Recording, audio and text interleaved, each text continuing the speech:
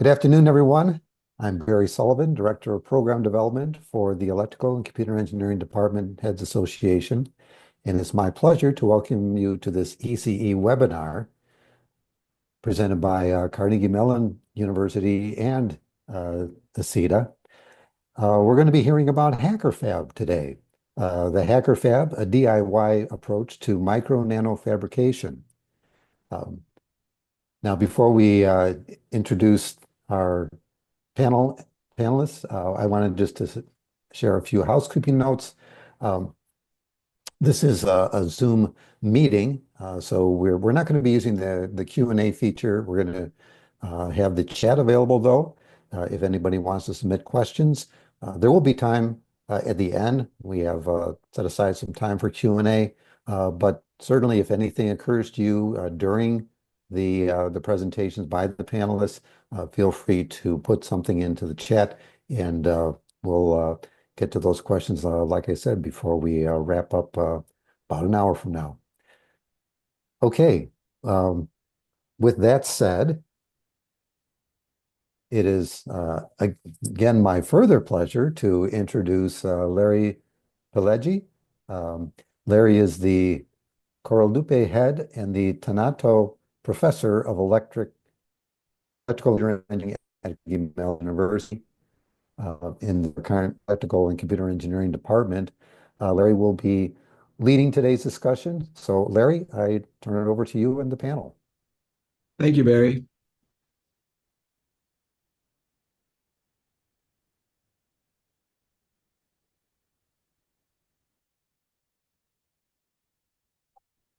Well, it's really our pleasure to be here today. Thanks, Matt. If you go to the first slide. So I'm going to talk about our HackerFab at Carnegie Mellon, something we're very excited about, and it's already spread to several universities, as you'll hear about today. This was all inspired by one of our undergraduate students, Sam Zalouf, who, as a high school student, he began constructing a CMOS fab in his parents' garage at home. That's a picture of Sam on the right. You might have read about him in Wired magazine, or you can certainly Google him on YouTube. Sam is a very interesting character who did this. And by the time he was 22, he was fabricating up to like 1,200 transistors in his garage at home and building little circuits for his amplifier, for his guitar, and other things. So you can look him up and check that out. Next slide. But it was a discussion with Sam about his garage fab that led us to this idea of having a hacker fab at CMU. This is really built as a lab run by undergrads, which would look at design, building, and then fabricating and measuring different nano and micro level structures. So the students design, build, and document all these DIY machines. And this is what the HackerFab looked like at startup. This was day one of the lab, a bunch of boxes from a bunch of places. Started with some of Sam's open documentation, which you'll hear about has been evolving, and the students have been carrying this further to open documentation and sharing among various schools. But in this case, these were sort of a dozen students and a couple students, Elio and Alexander, who ran this, who had students from all different types of backgrounds and expertise: mechanical engineering, electrical and computer engineering, material science, chemical engineering. And they constructed the first hacker fab. That was spring 2023, where from this day one, with just opening some boxes, to having functioning 10 micron transistors in a single semester. And that's without having to process or anything. This is starting with nothing. It was pretty amazing what they were able to do without much supervision. Next slide, Matt. So the idea of the HackerFab concept is something that we believe many more schools could do in terms of a low barrier to entry, to having people do micron scale making. A lot of schools now have maker facilities, but this is really making it small scale. So one of the objectives of the Hacker Fab is to build DIY equipment and show how it could be made cheaper and more effective as part of the goal. Therefore, as the cost would go down, this would open up to a broader spectrum of the community. There's no need for a clean room infrastructure at the scale we're talking about. And this is something that's easily replicable as an open source model, as we'll show you, is already started. What is also very exciting is it encourages the cross-disciplinary collaboration. And you'll find that the students are actually very enthusiastic about being part of it and working in this lab. We've had other courses which were just following recipes for doing fabrication of devices, but there was never the enthusiasm there was for this lab where you say, okay, we want you to challenge yourself and make better and better devices. Next slide. Hi. So I'll talk about the course structure and sort of the HackerFab experience up until like last semester when I left CMU. So we started it as sort of like an open class that was basically open to all engineers and even like some people from physics and stuff, and also graduate and undergraduate. So that is like basically what I enjoyed the most about this project was how interdisciplinary it was and how many different like technical backgrounds we had in the project. Because I feel like compared to a traditional class where you might work on some projects, but at least they're all other of your same major. In this kind of project, you have like so many different backgrounds. You can actually learn from the other students. So even though I had like a leadership position, I was sort of like guiding the project. I actually learned like an incredible amount from other students, many of whom were like younger than me, and some of them whom were actually older than me too. So, yeah. So a pretty important part of the course structure is that sort of all the students are working on projects that are aimed on like pushing the capabilities of the HackerFab forward. So this kind of provides like a lot of motivation for the students compared to like a project where if you imagine like they're doing some nanofabrication project and they have a recipe, they follow it, but at the end of the semester, it's over and there's no, fruits of their labor, so to say. In this case, like it's very clear to the students that the stuff they build this semester will be used next semester. And like, so that provides a lot of motivation for them. And then so we also have like labs and lectures too, and those are to give like hands-on and theoretical like understanding for the work they're doing. But those two are really meant to support the projects. Next slide, please. So the EC department was gracious in supplying like this great space. So it used to be like two very narrow labs next to each other, and they broke down the wall and made it like very nice and bright. So yeah, we have a certain like number of facilities. So this used to be like labs for microfabrication. So we already had like solvent and fume hoods, but a longer term goal is to actually like eliminate that requirement. Like there's some like recirculating fume hoods that you can put in any room to do this kind of project. But it is only 600 square feet, so that's pretty incredible compared to like other facilities that have similar capabilities. Yeah, and then the other funny thing is like you'll notice we have like whiteboards and other workshop tables. So we like to say that we're building the fab inside the fab itself. We also have like 3D printers and some hand tools and stuff. So we rely on the makerspace too, but like for small stuff we can do it right there. Next slide, please. So in those first few months of the Hacker Fab, we really wanted to sort of make semiconductor devices in that first semester. So we bought some equipment off the shelf. We kind of like judiciously chose which ones would be sort of cheap enough but save us enough effort. So we bought those tools, and then specifically for lithography and like spin coating, we're like, that's simple enough. I think we can just build that. So we decided to build those in the first semester. Next slide, please. So yeah, more specifically, the first two projects we had were the spin coater and the maskless lithography scanner. That's in addition to actually bringing up the fabrication process. So with the spin coaters, like normally you buy them, they're like $5,000 when you use them for microfabrication. But we're like, well, that's just a motor and like a speed controller. I used to work on drones a lot, so I was like, oh, I know some parts that can do that. We brought the cost down to like $200, and it uses literally like hobby grade equipment to do this, and it works pretty well.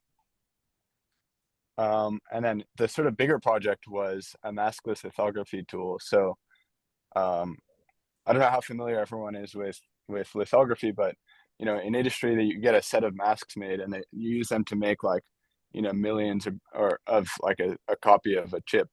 But when you're trying to prototype, that doesn't really make a lot of sense because you're only trying to do a design once. You want to try to prototype something. So we actually generate the image digitally with like an off-the-shelf projector from Amazon, and then we use like some cameras and like some optics from Thor Labs and just a regular microscope objective to focus that down onto the actual wafer.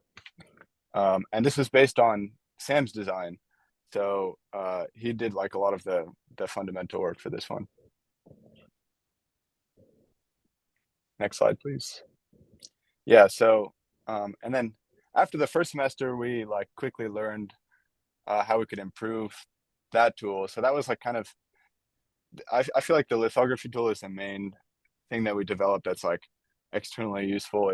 It's pretty like advanced for the price, so it costs about $3,000, but you can like make 2 micron patterns, which is pretty cool. So, and then also some students developed an interface so that you can control the machine with like the exposure time and the XY stage. And yeah, so that's shown in the middle picture.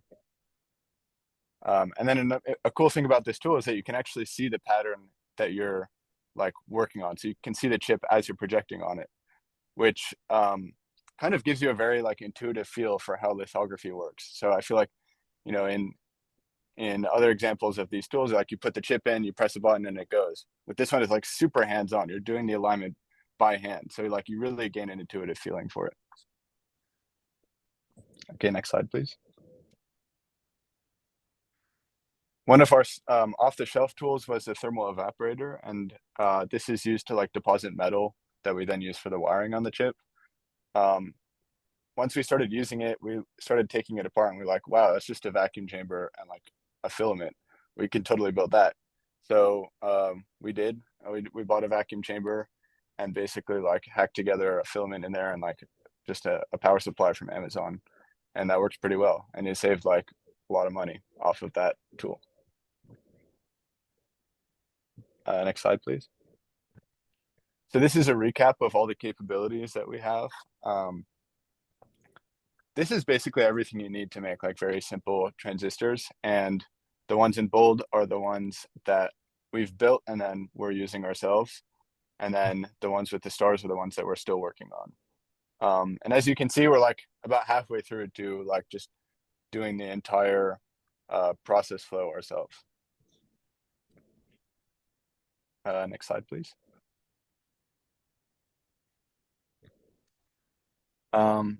Yeah, so I'll elaborate a little bit on what the students do in their labs. So what we really want is for them to say like they basically make their own transistors. So over the course of like the first half of the semester, we have a set of labs with like very precise documentation where they can go in to the lab and like actually work through all the steps of making a transistor. And they get, sorry, I'm getting a call. So they get a chip at the beginning, and then they keep that chip through those first like 7 weeks and just do each step. And in doing so, they learn how all the tools work, which then gives them the foundation for building new versions of those tools. Next slide, please.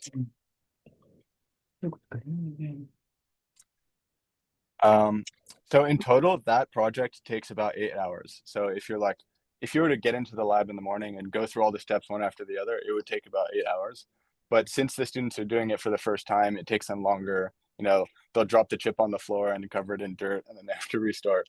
So in practice, we give them more time. But yeah, here's a little bit about the process. So it's a self-aligned process. I don't know if you guys know what that means, but basically like source drain and then gate go on top of each other, and you don't need to align them as precisely, and you can still get a working device. And it's super gratifying at the end of this process to plug it into the probe station and just like draw the IV curves. And you're like, oh, did it work? Did it not work? And we encourage students, even if like the device is perfect, to still probe it so that they can learn more about like the failure modes. Yeah, so that's super gratifying to watch students like finish the process and plug them in. Next slide, please. Cool. So moving forward, we want to basically improve the hacker fab so we can prototype a lot of different devices. So I'll hand it over to Matt and Tathagata to talk a little bit more about that. So, thank you, Elio. So my name's Matt Monick. I am the director of our nanofabrication facility here on campus, also staff in ECE. I'm co-instructing the course this semester with Thagata Srimani, who will be talking next here after me. And, first I want to thank Ilio for, all the work that he and Alexander Hakim had put in over the first 3 semesters of the course.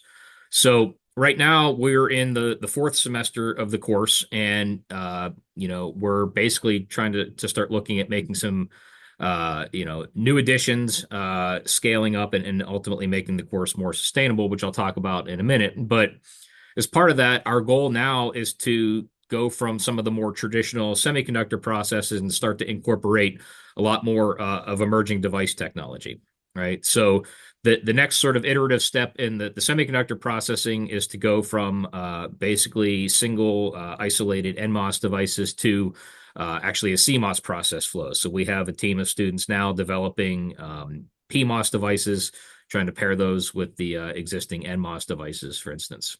On the emerging device side, we now have plans to start adding memory devices, so we could do things maybe like SRAM and DRAM, and different types of compute and memory. It was mentioned earlier that this is a very interdisciplinary course and effort, so we want to also start incorporating things like biomedical devices, right? So we could envision things like biomems, ISFETs, and so on, and then also photonic devices, right? So with the patterning capabilities and everything that were developed thus far, so we can incorporate potentially waveguides and image sensors, things of that nature. We also want to start branching out a little bit more as well. So there's a lot of activity going on with the CHIPS Act that I'm sure everybody's aware of. And as part of that, there's been a recent call for developing a manufacturing institute centered around digital twins. So we actually envision, adding some digital twin projects and actually building models of physical processes moving forward as well. One of the other efforts that we want to do in addition to those devices, or actually to support those devices, is to develop the tools needed to make this happen.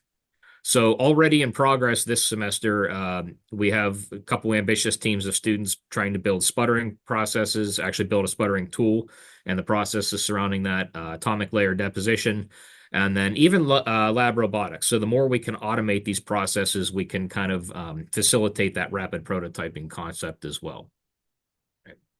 So I'd mentioned a couple of the key projects. So first off, with the stepper, it was mentioned, how early on we kind of went through version 1 and then version 2, making improvements along the way. One project ongoing right now is what we're calling stepper V3. So now we want to take the stepper and add auto-focusing and alignment, things that'll basically make the patterning not only quicker and easier, but more repeatable as well. All right, so it sort of takes a little more of the human aspect out of it so they can get more consistent results. And then with that, they're also trying to add, more closed loop feedback to control the positioning of the stage. So this will help better identify where patterns are located on the chip, and that'll also facilitate sort of the auto alignment features. I mentioned on the previous slide the deposition tools. So right now, the team is building an RF sputtering system. Ultimately, I would envision this extending to DC magnetron. We're trying to focus at the moment on oxide materials that could be used for gate dielectrics, for instance. But if we can add the capability to do magnetron sputtering of metals or other materials, then we can actually deposit, ideally, the gate itself as well. The ALD will also facilitate this process. In theory, it could be used for gate dielectrics, but what we're actually looking for in the way of emerging device technology is to do something like indium tin oxide transistors, right? So this is a process that, ideally would, be able to make the transistor from start to finish with the DIY equipment at that point. Now, as we continue on in future semesters, we're also trying to scale this course up and make it a little more sustainable as well. So the first few semesters, there were anywhere from maybe 12 to 15 students. Each student had an individual project, and Ilio and Alexander, as I mentioned, were heavily involved. They were running those projects for each of the students. So, effectively, there were 2 instructors and a lot of the independent project work. This semester, we've scaled up to 24 students already. To support that, we've had 12 TAs. I had mentioned that Tathagata and I are co-instructing the course. And so we've developed this now with much more collaborative projects to kind of facilitate that scale up a little bit more. Ultimately, we'd like to see as many as 40 students in the class, hopefully from maybe 4 to 5 departments. All right. So we've mentioned, ECE a lot, but we've got students currently from mechanical engineering and material science. We're hoping to pull more students from biomedical engineering, chemical engineering, and so on as we go forward. Right. In addition, we're also looking at trying to add, sort of faculty or industry sponsors and even mentors that can help guide the projects and provide some advice to these student teams. Students also get a lot of advice from outside sources. I think Thagaro mentioned some of that in the open source material. But students have connected with I think now as many as maybe 1,000 people across the country to help facilitate this as well. So with that, I will hand it off to Thagaro. Yeah. So hi everyone, Tathagata here, assistant professor ECE, and essentially what I want to talk about is how you can take this forward and what's the current state. So as Matt was mentioning, so our students do get advice from a lot of people, both inside and outside CMU. Asynchronously, there have been a lot of other PIs in our department who have been helping some of the students in the current projects, for example, in the sputtering and the ALD. There have been involvement. But one of the biggest thing about HackerFab, which I think all of us wanted to harp on, is this open source concept, right? So the fact that we want this to be as reproducible as possible, the fact that we want this to translate to future semesters, that these are not one-off projects. So the way we do it is for each of the tools or processes that we build, we actually make sure that everything is documented, including all the parts that we buy, all the build sheets, all the statements. Like the standard operating procedures, the SOPs, everything is available online, and any one of you from the audience can see it. You just need to search HackerFab GitHub. It's all online, so anyone can actually reproduce and build a similar HackerFab at their own university. And the cost and everything is documented, and also where you can order the parts, everything is well documented in there. The processes are documented in Fabiblocks. Everything's modular and hierarchical, so if something breaks, it's not that hard to fix it, replace a part or something like that. There are open discussions in Discord. We have a big HackerFab group. Maybe Ilya, at the end of the talk, you can talk about the Discord activity that we have. On the right, you can see this SOP for a stepper V2. I'll talk about the fact that how this tool actually has been reproduced successfully more than 5 times now. Next slide. Yeah, so as I was mentioning, right, this open source concept, it actually helps to replicate this concept very easily. And all you need is the space and a mission and a small budget to begin with. The build sheets, everything is online. So for example, university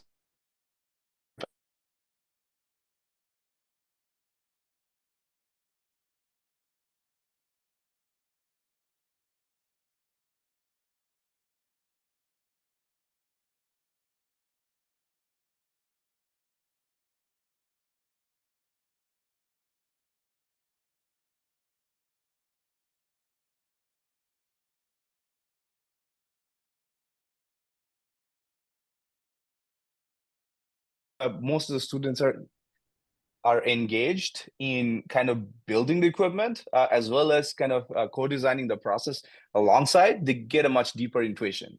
And also important thing to note is that the lectures that we have, primarily from this semester onwards, we want a lot of involvement from different departments as well as from industry. And we cater the lectures basically towards the projects in the class. So instead of spending a lot of time in, talking about theory of semiconductor fabrication or semiconductor devices, we make sure our lectures are catering to the exact projects. So this semester, for example, we're talking about sputtering and ALD. We have more material covering deposition of thin film materials. So that's how we do it. Industrial guest lectures and mentors actually would also enhance student engagement. And it ties with the workforce development as well, because some of the tools that the students are building that can tie up with industrial processing. So for example, ALD with a new material, maybe we're doing a small scale prototyping, but the concept and kind of the principles that are used for building the tool, that translates well to an advanced foundry as well. And sponsorship would definitely help in kind of boosting the sustainability and resources, and obviously kind of engaging the students a little bit more. Next slide. Yeah, so essentially, what's the big takeaway? So the takeaway is that I think this technical and personal diversity is extremely important. So on the left, you can see some of the student groups, the students we had in the first few semesters. On the right, this is our current class size. So we are actually including the TAs. We're about 35, 36 students. It has grown very much. We have involvement from a lot of different departments. Right now, we have involvement from mechanical engineering, material science, biomedical engineering. We had a lot of interest from someone in robotics who'll join next semester. And all the projects make sure that there is a very team kind of engagement. Instead of it being a specific project that only ECE students or ECE majors can do, we make sure that mechanical engineers, students from BME or all departments can also actively participate and get involved. So that's a kind of very important piece of this endeavor. So with that, I want to finish this talk. Maybe Elio, Matt, or Larry, you can add something that I missed. Yeah, happy to answer any questions that you guys have.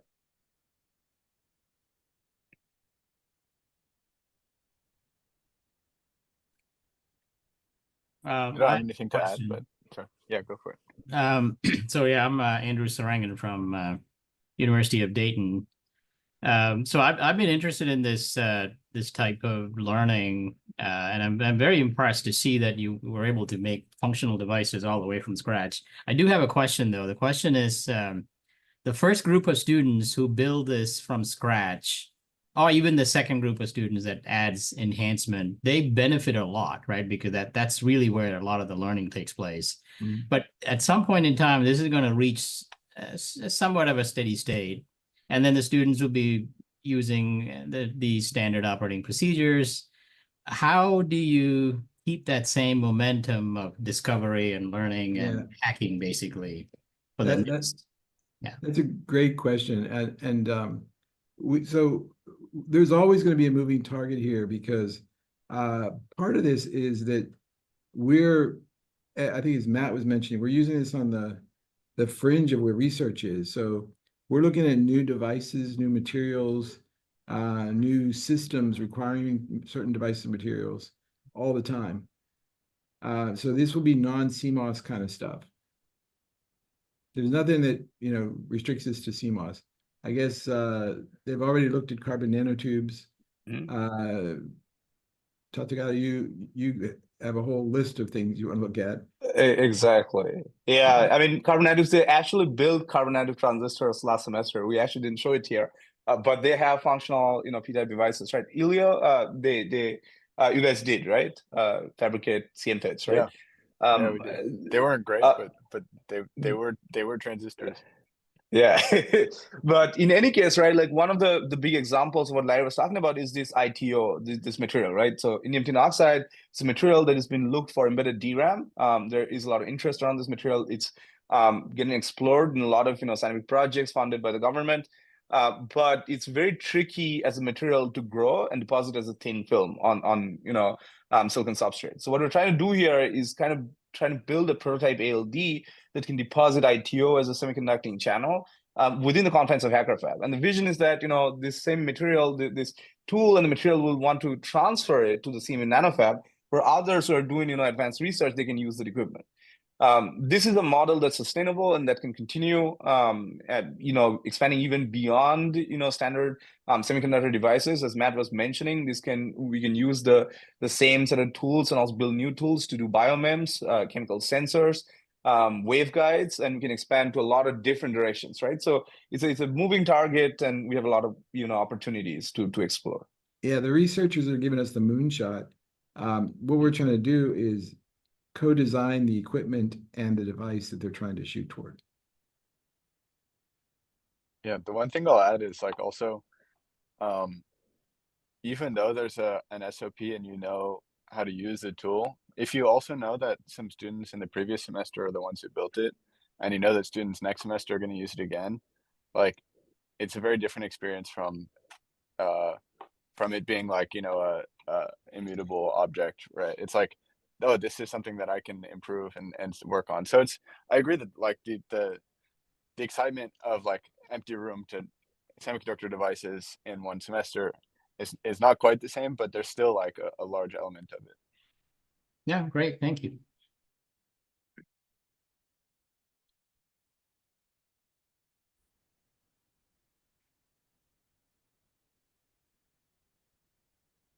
Maybe I'll ask another question.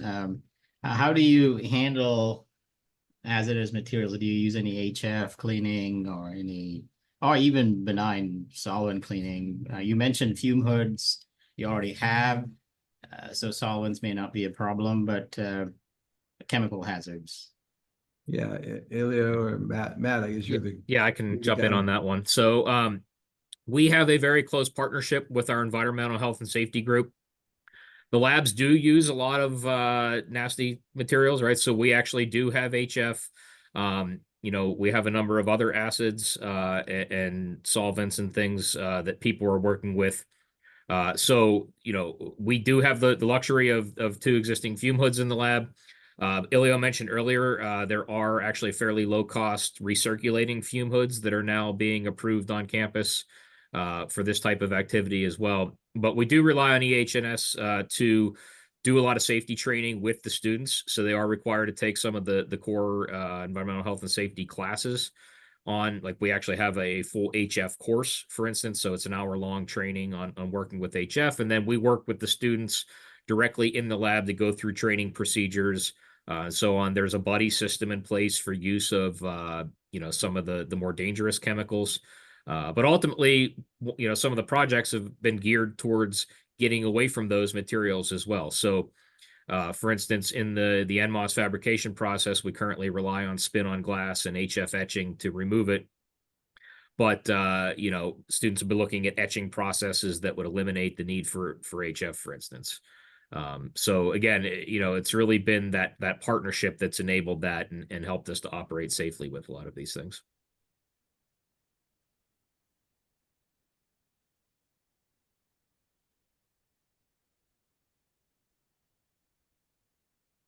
Well, I'll just remind everyone that if they have any questions for just a quick question. Oh, go ahead. Yeah, let me introduce myself. I'm Vinay Budraja. I have recently joined Northern Illinois University. Very impressive talk. Means like it's really a good motivation, and something similar I was trying at my previous place when I was working at University of Texas. That if we don't have funds for affording the clean room, so it's like you guys are trying to do the same thing. So I worked for the printed electronics lab with the fabless and. So overall, I'm sorry I joined little late. So if somebody try to do the same thing, and how long you have been putting your time in this effort to make this fabless facility, And what is the good starting budget to plan something like this kind of project? Yeah, we're continually trying to lower what the budget is. That's what is the goal of this. And that's why all the open source recipes that are out there are for people to use. So, we probably had to pay the most, and this is giving back to the general community. I think the goal was to get this around 50K. Is that right, Ilya? Yeah, I think that's where it's at right now, but that's like not taking into account like, you know, the room itself, that kind of Right. stuff. But at least the Just the equipment equipment. and like, other supplies you would need, yeah, it's around 50K. Yeah. And like, it's not like you can just buy it, right? A lot of this stuff are parts that we built, but like that in itself is an incredible, experience for students who are interested in it. So Yeah, and we had no difficulty getting corporate sponsors either, because the corporations were very excited about students doing this. And when did you started this vision? Means like it's a This years was of effort or spring 23 was the first okay. offering. Okay. So you started like spring 23 and then it like We did spring, fall, and then spring again. And now we're in the fall. This is the fourth time. so it's like almost like a second year, right? Yeah. Yeah, no, very impressive. Yeah, it's really very nice to see that, like, many times arrange the fab and clean room environment is expensive, and if the fabrication is possible without it, so Right. So Well, we have a nanofab. We have a class 10 nanofab here at CMU, but and actually Matt Monick that runs it, but I don't think he lets anybody go in there and open up the machines and play around with them. Right, Matt? Yeah. So yeah, I mean, that's the thing, to run a full scale nanofab, things are a lot more restrictive, right? You have to have, you have to take care not to contaminate equipment, or you have to worry about, we use it for research mainly. There are a couple classes that use it, right? But we have to ensure that research projects can continue and that devices won't be ruined by, exploration and other activity in the equipment. So this class, it certainly gives people the freedom to try a lot of new things. If we want to do a new concept, we incorporate those new tool builds, in subsequent semesters. So it really opens things up. So Larry had mentioned in the beginning that low barrier to entry, right? So not only is it at low cost, it's really accessible to students. And I think that's really been, one of the main interests. No, yeah, this is really nice. Actually, I have some exposure from industries as well, and many times small scale industry, that's how they survive because they can also not afford like expensive equipment. So they purchase parts from Amazon and a lot of these sites, and then they build, and slowly they grow. Mainly the small scale industries and medium scale. So it's really nice, and students are getting like good training for for these kind of efforts. So like lot of like Mickey Mouse thing, but sooner or later it gets big and convert into dollars. Yeah. Yeah. Well, I I mean, think just to put it, I was sorry. just going to say, I think we have a time for some additional questions. I would encourage people to either use the chat for that or raise your hand, and then we can recognize you. And I do see JC Chow has raised his hand. So Matt, I'll let you go ahead and finish your comment, and then we can go to JC. Sure. I was just going to mention that just to kind of, talk about economy of scales, right? So for the lithography side, if someone were to buy a maskless lithography tool for like a full-scale clean room, university clean room, you're talking hundreds of thousands of dollars typically for a machine like that. And these versions, we've talked about recreating the stepper up to 5 times now. Those tools can be built for, on the order of $4,000 or $5,000 at this point. So, an order of magnitude or a couple orders of magnitude lower, actually, than what you can purchase commercially.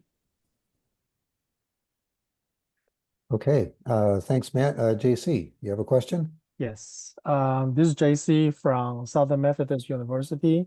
I'm also one of the project lead for Texoma Semiconductor Tech Hub. We've been trying to do this kind of lab for a long time.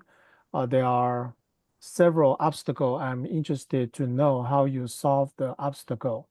Number one is that I heard that you have 12 TA for 24 students. That's one TA for 2 students. In my university, that's just impossible. Maybe one TA for 24 students. So I'm curious, how do you do it? And number two is that does the student has to pay extra lab fee to take these classes? Yeah, there's no other labs fee. We don't have lab fees here at its private school. I know public schools have that, but we don't. In terms of the TA, these aren't all PhD TAs or something. There's undergrad and master's student TAs. Tagato, you want to? Yeah, so essentially, it's a bit interesting. So we have kind of three TA slots for this class, but because we're doing a lot of research, including, for example, the ALD-ITO that was mentioning, right? So a lot of this is undergrad, graduate research as well. So we characterize a lot of the students who are involved in that capacity as TAs, as they're helping build the equipment, and that includes the 12 TAs. But essentially, we have around 3 official TAs, and then 9 kind of project students, and then 24 undergraduate, graduate, and master students that are involved in this class, right? That's kind of the breakdown as of now. Does it answer your question? Yes and no. Because the coordination of this 12 TA, because they are not get paid by the school uniformly, this is going to cause a lot of problem to coordinate their effort. So I guess a lot of them are volunteering to build the equipment or to refine the process. Is that correct? Like their Not personal passion? necessarily. Not necessarily, because a lot of it is research at the same time. Like as I mentioned, right? Like if it's an ITO equipment, it's not necessarily voluntary. It's like undergrad research. So if I have undergrad research students in my group as well who are working with me on research projects, and the output essentially is publications and kind of training for future positions, right? So it can be characterized more as that, right? I see. That's clever. So Yeah. that means that several of your faculty has to get together to understand what the lab will need and coordinate the project together. So right now, the way we have it is, me and Matt, we kind of curated, 6 projects to begin with. We got some advice from some of the other PIs in ECE, but there's a lot of interest from other PIs who are not officially involved in this class to kind of execute research projects. For example, building tools that can build sensors and other devices, right? Yes, there is going to be some coordination to do that, but this is the way, you sustain the excitement, right? So it's not a class that's it's not set in stone, right? Like we're evolving all the time with this hacker mindset on fabrication research, right? That's how it is. Okay, Yeah, that's I very want to clever. add, like, Thanks. when I was at CMU, every time I would run into another ECE professor, they would be like, "Oh, can you do this, this, and that?" That's like, some packaging idea or some sensor. I was, and it was honestly so fun to hear about like all these opportunities. And so like once you have the tools and you say like, "Oh, we can," you start demonstrating that, "Oh, we can build like microfabrication tools from scratch, like whatever you want." Then like people start to get ideas, and it's pretty easy to collect a lot of like ideas for novel research that you can use using this foundation. I see there's been some activity in the chat. Larry, it looks like you've already taken care of the question about providing slides. We'll be happy to share those. We'll also be posting the recording of the webinar. Also, Ehsan Rohani, it sounds like you have a question. You want to go ahead? I see you posted your question. So this is regarding the I can explain it. Sorry, I didn't know how to raise my hand. Can you hear me? you're very faint, Oh, but it okay. looks Can you like hear me? Let me go closer to the microphone. Can you hear me now better? yes, much better. Okay. So the question is, do you have a recipe that I can completely implement with these 50K worth of equipment in the yellow room? And basically, or I need other equipment beside that. No, I think they're providing is open source documentation for all the equipment you need. No, I'm not talking about the equipment. A recipe for a device that I can implement with those equipment. Oh, yeah. Yeah, we have that. I can show you a link. So in our documentation, it's the formatting's not amazing because we kind of just embedded a spreadsheet, but we do have the recipe for our like version 1 NMOS process. That would be great. And the only thing Yeah. I need is this 50K worth of equipment to be able to do that. Yeah. Oh, that would be nice. And Ilio, I see that you have put a link in the chat. Okay, for that, thank you. Thank you for the Here, wait. answer. This will be a better visualization of the fabrication process. So it's this like online app. You might have to like make an account, but then you can see like a cross-section view of the fabrication process we use. Okay, thank you. Yeah. And Ilio, each of the individual process parameters is in that FabuBlocks process flow as well, correct? I think so, yeah. Yep. If not, like you can also go. I'm pretty sure someone like I don't know about this exact version. It might be a little outdated. So, but I'm sure someone else like from the HackerFab has been updating a different one. If it's not this exact one, so if you go in FabuBlocks and search like HackerFab NMOS, most likely you'll find a more up to date version.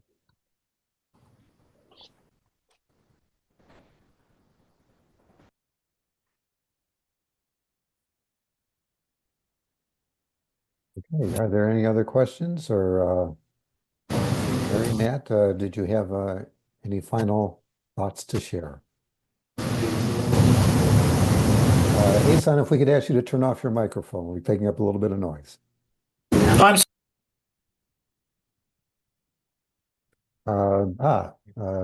Question from Don Millard. And Don, you're muted.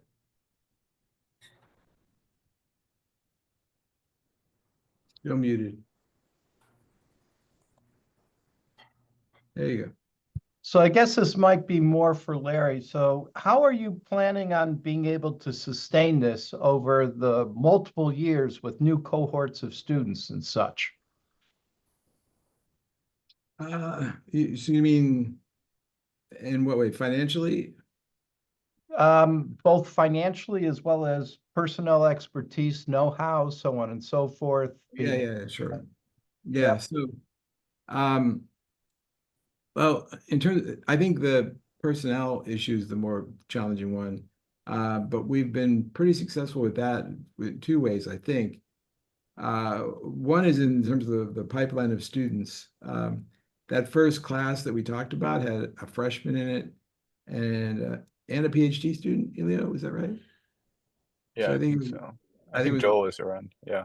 yeah, so I think it was one PhD and one freshman. The freshman's still in there. He hasn't left. And not that he's still a freshman, but he's not a junior. And then also Tatagata and Matt have been assigned to this, and I think they're part of the memory in the system. Mhm. So Anyhow, it seems like yeah. students. Also, there's the documentation too, which is like an important part of that. And we have a wide group of students. Right now we have, sophomores, juniors, and seniors. Like there is like this constant pipeline. There are PhD students right now in their first year. They will be participating in the second year and things like that, right? So there is going to be continuity. Yeah, so we hope for like at least a third of repeat people in there every semester, right? Mm-hmm. And it's been more than that. It's more than that. And I think the biggest part is because of the fact that we're combining with research and we're building equipment and process for research as well. That keeps the excitement and that maintains the continuity. Yeah. Like for next semester, we have more TAs that are interested to participate as research assistants for this class. We already have people who are going to be involved next semester. Got it.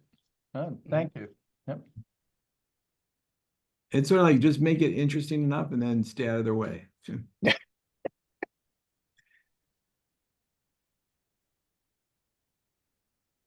Okay. Larry, Matt, Elio, Tathagata, anything else you'd like to add? Oh, Barry, I think there's one more question from, I think, Joe Yeah. Cavallaro. Yeah. Oh, Yes. Hi, Joe Joel. Cavallaro from Rice University. In terms of your lithography, if I can produce GDS files from, let's say, Virtuoso or Magic, is that something that can be then converted to the lithography direct write system? That's what we're working towards right now. I think a lot of this was direct, like image write, like a bitmap instead of GDS, but that's they're working on how to translate GDS to bitmaps. But that's more of like a software translation. There's no fundamental roadblock in this. Okay, so if I have a small design that I do in NMOS, I should be able then to produce the mask sets, and then you're able to do your registration and alignment by keeping track of any kind of extra features on the mask, so you can do the registration from layer to layer. Exactly. Okay. Very good. Very nice. Very interesting. Thank you. Yeah, I think we'll be demoing the lithography at the meeting in March, right? Yeah, I think so. Yep, that's the plan. So the direct write litho is really interesting. Looks like JC has another question. Go ahead, JC. Yes. I'm curious, in the beginning, have you thought about using out of date or old equipment and have the student to improve them or to repair them and use them for the fabrication instead of building your own? Yeah, Sam, I think, bought some old equipment and did some of that. Intel offered some old equipment to us, but we didn't get involved in that.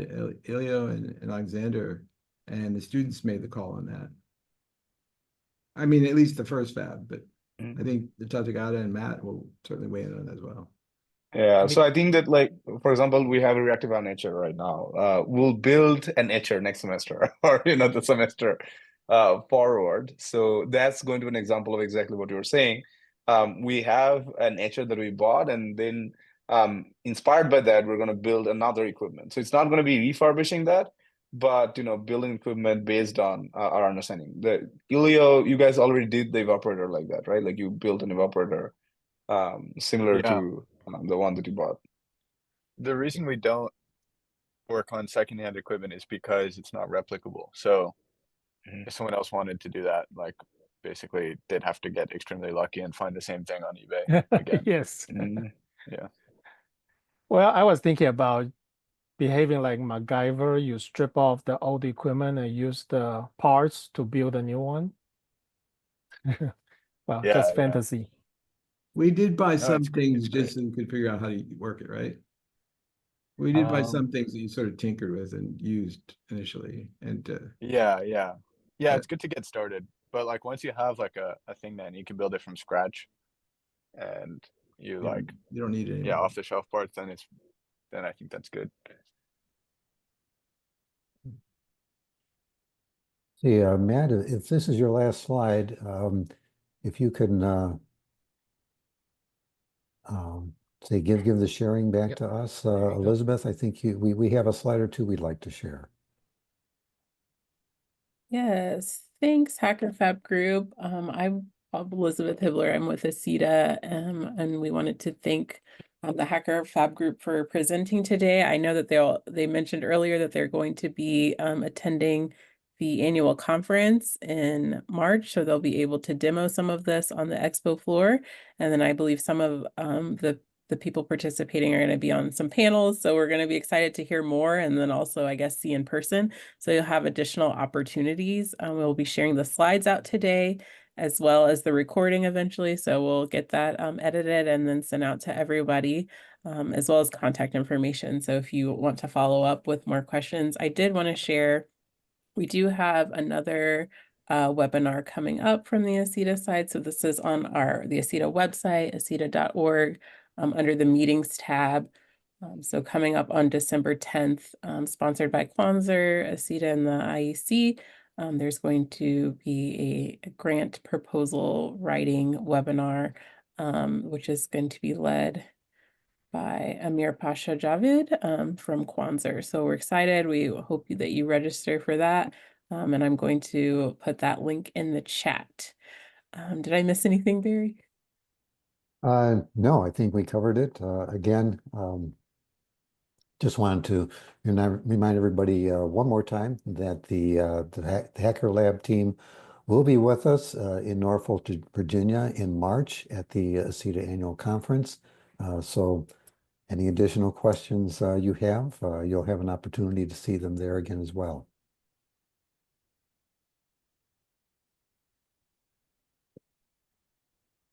And with that said, Larry, Matthew, Pathagata, Elio, thank you very much. And thank everybody for attending today. As Elizabeth said, we will be posting the recording of the webinar on the ACETA website. You will all receive an email letting you know when that's available. And you'll be able to see the slides that the Hacker Lab team shared that way as well. So thanks again, everyone, and see you at the next webinar. Thank you, Barry. Thank you, everyone. Thank you. Yeah, thanks.